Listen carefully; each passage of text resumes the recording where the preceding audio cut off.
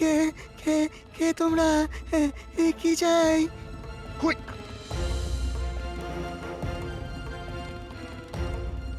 ওরা কপাল, এখানেও সেই গোপাল। আমি বাবা পালাই।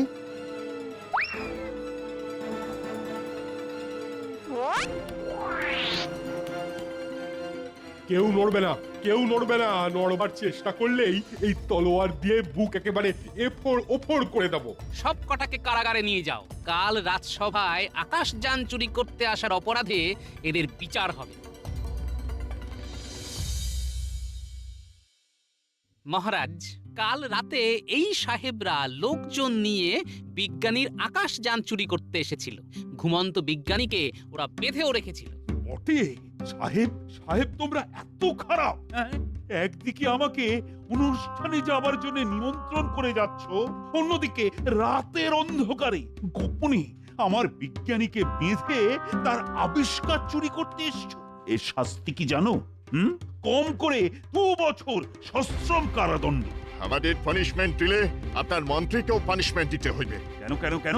মন্ত্রীকে শাস্তি দেবো কেন? বিকজ আমরা যাহা করিয়াছি সবকিছু উহারই প্ল্যান ছিল। মন্ত্রী, সাহেবরা কি বলছে? তুমি নাকি ওদের চুরি করতে তাতিয়েছ?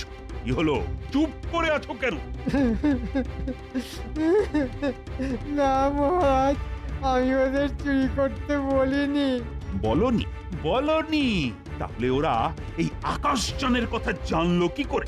না, আসলে ওরা খুব গর্ব করে বলেছিল যে ওদের দেশের বিজ্ঞান নাকি খুব উন্নত। তাই ওদের শুধু চমকে দেওয়ার জন্যে আমি মুখ ফসকে বিজ্ঞানীর আবিষ্কারের কথাটা বলেছিলাম। কিন্তু ওরা যে এমন একটা বাজে কাজ করবে এটা আমি বুঝতে পারিনি মহারাজ, বুঝতে পারিনি। সত্যি বলছো? সত্যি মহারাজ। নকল কান্নাকাটি করে পার পেয়ে যেতে চাইছে। ঠিক আছে, পেয়ে যাক পার, তবে ওকে এমন আসল কান্না কাঁদাবো না, বুঝবে তখন মজা। ঠিক আছে, অসাবধানে ভুল যখন করেই ফেলেছ তখন কোনো শাস্তি তোমায় আমি দিচ্ছি না। তবে মন্ত্রী, ভবিষ্যতে কিন্তু আর এরকম ভুল করো না।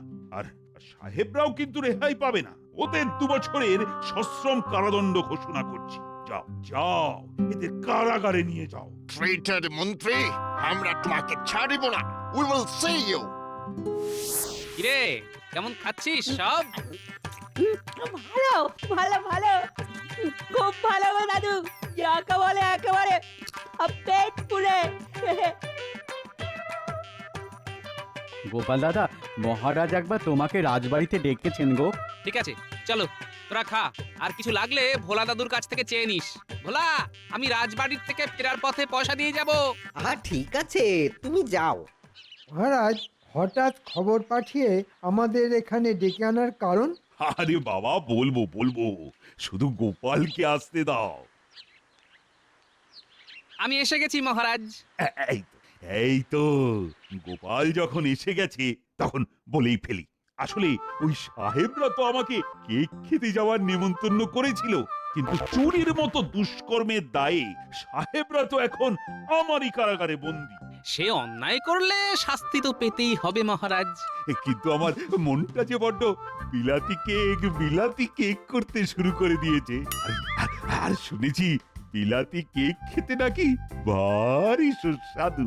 তাহলে চলো বড় কোনো শহরে গিয়ে সকলে মিলে বিলাতি কেক খেয়ে আসি। কিন্তু শহর কি এখানে নাকি? সে তো প্রায় 200 মাইল দূরে। আহা, তার জন্য এত চিন্তা করছো কেন? আমাদের বিজ্ঞানীর তৈরি করা আকাশ জানাচ্ছে না, তাতে চড়বো আর হুশ করে শহরে পৌঁছে যাব। কি বিজ্ঞানী, যেতে পারবো না? অবশ্যই পারবেন মহারাজ, শুধু কারা কারা যাবেন আর কবে যাবেন বলুন। তাহলে বলো বলো, কারা কারা বিলাতি কেক খেতে শহরে যাবে? সব থেকে আগে মন্ত্রী মশাইয়ের নামটা লিখে নিন মহারাজ।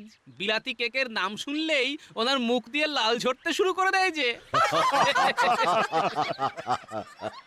দেখেছেন মহারাজ, গোপাল আবার কেমন টিটকারি কাটতে শুরু করে দিয়েছে। আহা, রেগে যাচ্ছ কেন মন্ত্রী? তুমি যাবে, অবশ্যই যাবে। তা আর কে কে যাবে বলো? আমি যাব মহারাজ। আমিও যাব, আমিও যাব। ঠিক আছে, চলো সকলে মিলে একটু বিলাতি কেক খেয়ে হইচই করে আসা যাক। কবে যেতে চান মহারাজ? তবে কালই চলো।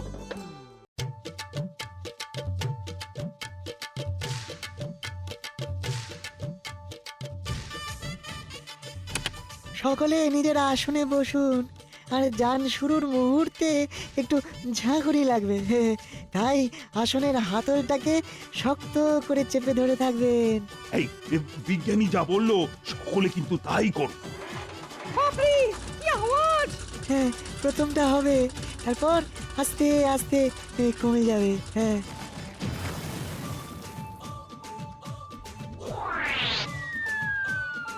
বাহ বাহ বাহ বাহ, আমরা কেমন মাটি ছাইয়ে মেঘের ওপর দিয়ে উড়ে চলেছি। সত্যি সত্যি বিজ্ঞানী, ধন্য ধন্য তুমি, আর ধন্য তোমার আবিষ্কার। আমরা এখন শহরের এলাকার মধ্যে চলে এসেছি। এই তো উঠলাম, হ্যাঁ, এরই মধ্যে শহর এসে গেল। মহারাজ, এই হলো আকাশযান, বাতাসের বেগে ছোটে। আমরা এখন নামবো, তাই তাই সকলে আবার ওই সামনের হাতল শক্ত করে চেপে ধরে থাকুন।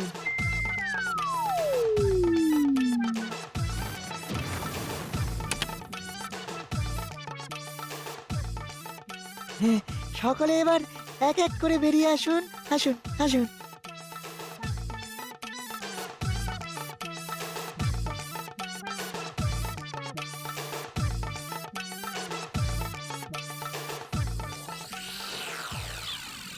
কিন্তু একটা মাঠ, এখানে বিলাতি কেকের দোকান কোথায়? চলুন খুঁজে দেখি, এ কোথাও না কোথাও তো খুঁজে পাবোই। ওই দেখুন মহারাজ, বিলাতি কেকের দোকান। বাহ বাহ বাহ বাহ, খুব ভালো খুব ভালো, কত সহজে পেয়ে গেলাম। এই চলো চলো চলো, তাহলে কেক খেয়ে আসা যাক। ওহে দোকানদার, তোমার দোকানের সব থেকে ভালো কেক আমাদের প্রত্যেককে 4টে করে দাও দেখি। এক্ষুনি দিচ্ছি বাবু।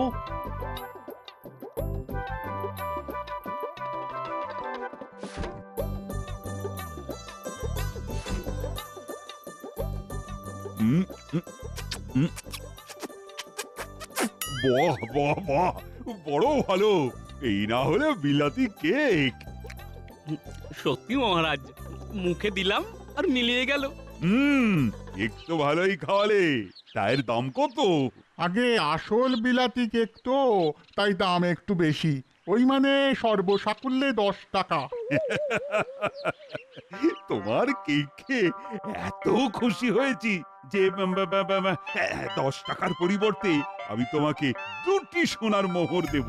10 টাকার বদলে 2টো সোনার মোহর, এ তো আমার স্বপ্নেরও অতীত।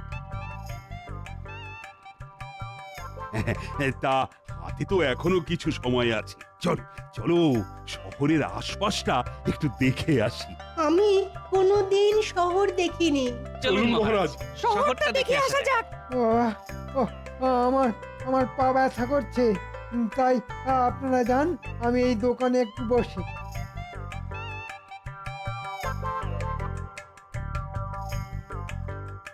এখানে এসেও মন্ত্রী আবার কোনো বদমতলব আঁটতে শুরু করে দিল না তো? একবার দেখে আসি। মহারাজ, আমি চট করে একটু আসছি। আহ, পায়ে ব্যথা বলে মন্ত্রী এলো না, তো তুমি আবার কোথায় যাচ্ছ? আগে প্রকৃতির চাপ মহারাজ। যাও, তবে আমরা কিন্তু এখানে আর আধ ঘন্টা মতন থাকবো। সময় মতো আকাশযানে চলে এসো। ঠিক আছে মহারাজ। শোনো, আমাদের মহারাজ তোমাকে 2টি সোনার মোহর দিয়ে গেছেন। একটা তুমি রাখবে, অন্য মোহরটার বদলে যতগুলো বিলাতি কেক হবে সবগুলো একটা বাক্সে ভরে এক্ষুনি আমাদের আকাশযানে পাঠিয়ে দেবে। কিন্তু আপনাদের মহারাজ তো এসব কিছু বলে গেলে না। মহারাজ ব্যস্ত মানুষ, তাই হয়তো বলতে ভুলে গেছেন। আমি তার মন্ত্রী, তাই আমি যেরকম বলছি সেই রকমই করতে হবে তোমার। আমি এখন চললাম, তাড়াতাড়ি পাঠিয়ে দাও। ঠিক আছে, পাঠিয়ে দিচ্ছি। রাজাটা ভালো, কিন্তু মন্ত্রীটা দেখছি খুবই কঞ্জুস। আপনি আবার ফিরে এলেন যে, কিছু বলবেন?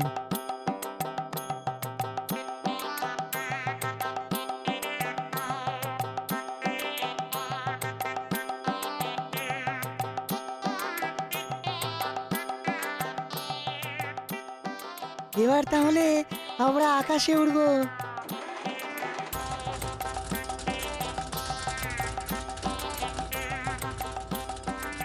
দাঁড়ান দাঁড়ান দাঁড়ান, এই বাক্সটা রাখুন। কি আছে এই বাক্সে? আগে নিজের গ্যাঁটের করি খরচ করে কেক কিনেছি, একেই বলে বুদ্ধির জোরে করে খাওয়ায়।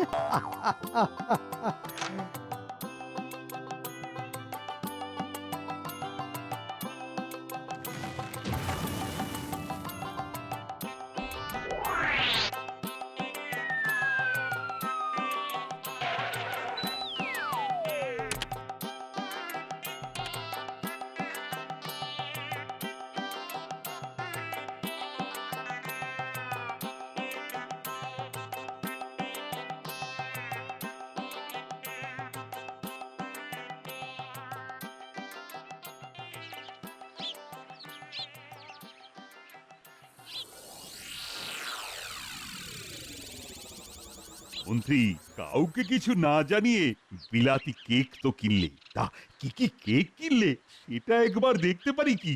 কেন পারবেন না মহারাজ? এই দেখুন। কি মন্ত্রী, এ তো ছোট ছোট পাটকেল আর বাতিল কাগজে ভর্তি। হ্যাঁ, আমার কাছ থেকে একটা গোটা মোহর নিয়ে হতচ্ছাড়া দোকানদার আমাকে ঠকিয়েছে। হ্যাঁ, কেন মিথ্যে কথা বলছেন মন্ত্রী মশাই? আপনি কোনো মোহরই দেননি। মহারাজ যে 2টি মোহর দিয়েছিলেন, আপনি ওই দোকানদারকে চাপ দিয়ে তার একটার বদলে কেক দাবি করেছিলেন। কি বলছো কি গোপাল, এ তো খোদার উপর খোদকারি। ঠিকই বলেছেন, খোদার উপর খোদকারি, আর তার উপর আসল কারিগরিটা তো আমি করেছি মহারাজ। মানে? পায়ের ব্যথার অছিলায় মন্ত্রী মশাই তো দোকানে থেকে গেলেন, তাই আমার মনের মধ্যে কেমন একটা সন্দেহ হলো। আমিও তাই প্রকৃতির বেগের বাহানায় ওই দোকানে গিয়ে আড়াল থেকে মন্ত্রী মশাইয়ের সব কথা শুনে নিলাম। তারপর মন্ত্রী মশাই দোকানদারকে 1 মোহরের পরিবর্তে বাক্স ভর্তি কেক দিতে বললেন, আর মন্ত্রী মশাই চলে যেতে আমিও দোকানে ঢুকে বাক্স ভর্তি কাগজ আর ছোট ছোট পাটকেল দিতে বললাম। গোপাল, কোন রকম গলাবাজি করবে না মন্ত্রী। তোমার মতো চোরকে না শিক্ষা দিতে গোপাল একেবারে ঠিক কাজ করেছে। আমি কিন্তু আরেকটু কাজ করেছি মহারাজ। ওই 1 মোহরের পরিবর্তে আমি ওকে 1 বাক্স টাটকা বিলাতি কেক পাঠিয়ে দিতে বলেছি। কাল সকালের মধ্যেই ঘোড়ার গাড়ি করে ওই কেক কৃষ্ণনগরে চলে আসবে। সকলে মিলে ভাগ করে খাবো। এটাই হলো আমার কারিগরি। এই না হলে গোপাল। আমিও 2-1টা পাবো তো গোপাল? পাবেন বই কি, এই তো আপনার কেক। হ্যাঁ, এই হলো তোমার কেক। গেঁটের কড়ি খরচ করে যখন কিনেছো, তখন সবটাই খেতে হবে তোমায়। এসব অখাদ্য কুখাদ্য খেলে আমি যে মরে যাব মহারাজ।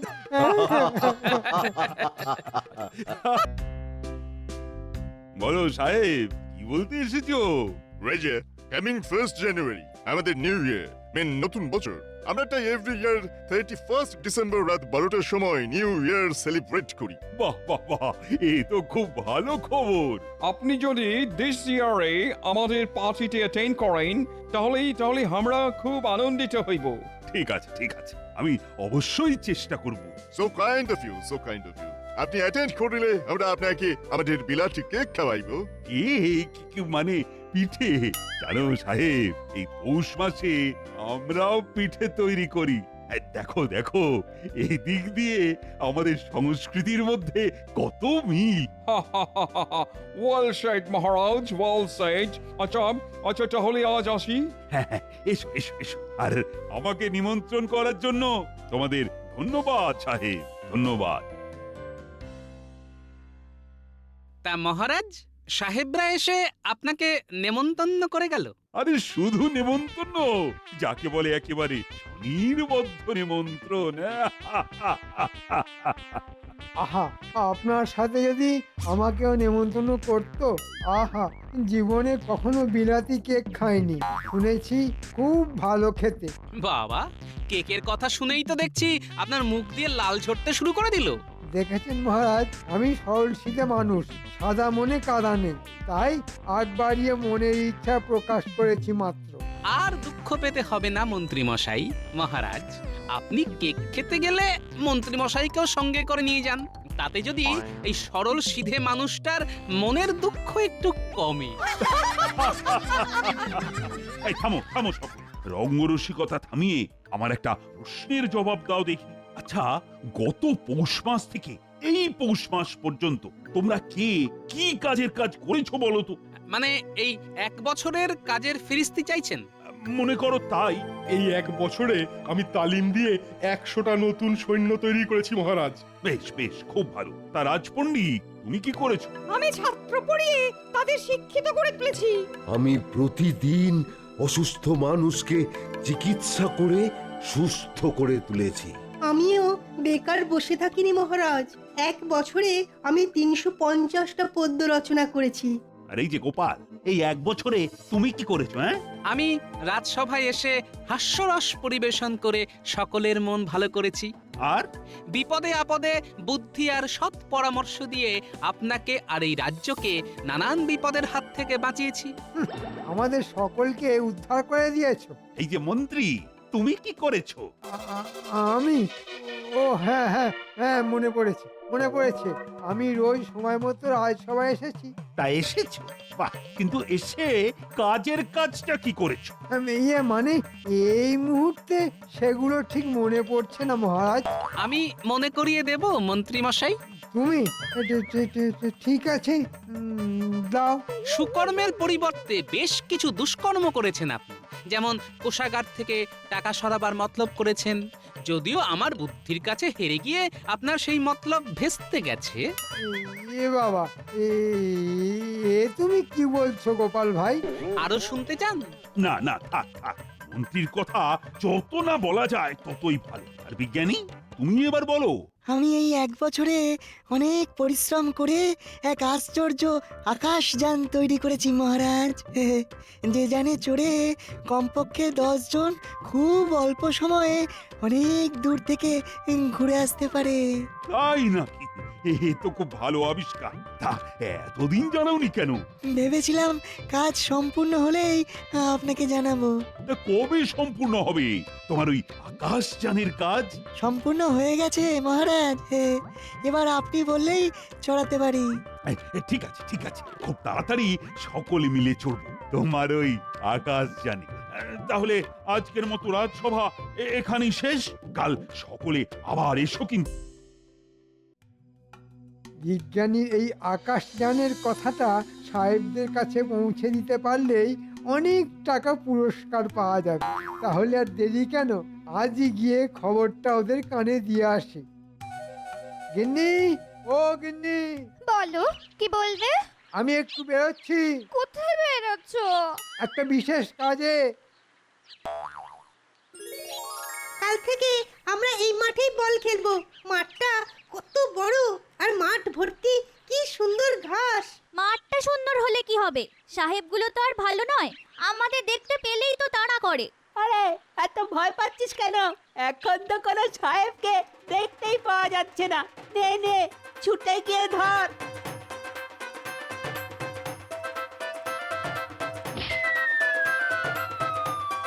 ক্যাবলার দল, বলটা ধরতে পারলি না?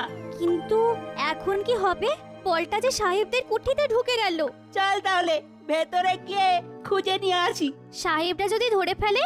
আরে পা টিপে টিপে যাব, আর বিপদ বুঝলেই মারবো তো।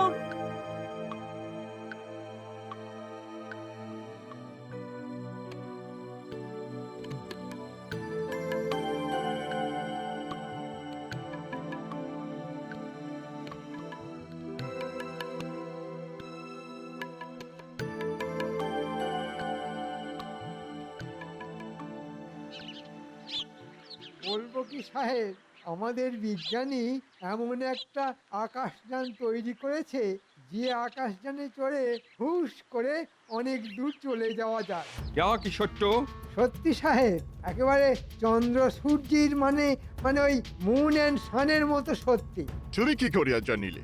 আজ রাজসভার মধ্যে সকলের সামনে বিজ্ঞানী এই আবিষ্কারের কথা ঘোষণা করেছে, তাই তো তোমাদের খবর দিতে এলাম। সাহেব, এত বড় আবিষ্কারটা তোমরা হাতিয়ে নাও। হাঁটাইয়া লইব মানে চুরি করিব? চুরি বলছো কেন সাহেব? ভাবো তোমরা জয় করেছো।